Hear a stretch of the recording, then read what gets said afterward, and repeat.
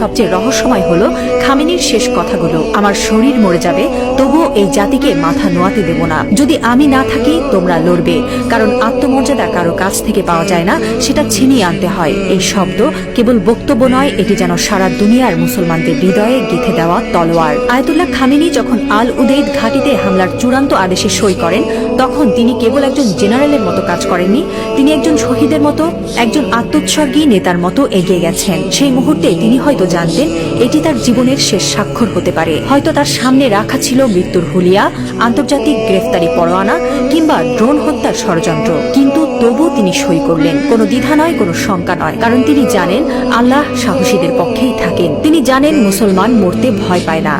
যারা আল্লাহর পক্ষে থাকেন তারা জানে মৃত্যু মানেই পরাজয় নয়, বরং আত্মত্যাগী বিজয়ের শুরু। এই একজন মানুষ এখন আর কেবল ইরানের নেতা নন, তিনি হয়ে উঠছেন সারা বিশ্বের মুসলিম উম্মার প্রতীক। একজন বিশ্বাসী, একজন অটল মুজাহিদ, একজন সাহসী পিতার মতো তিনি বলছেন, আমি থাকি বা না থাকি তোমরা লড়বে। হ্যাঁ মুসলিম উম্মাহ, তোমরা মাথা নিচু করো না। লা ইলাহা ইল্লাল্লাহ, আল্লাহ ছাড়া আর কোনো ইলাহ নেই।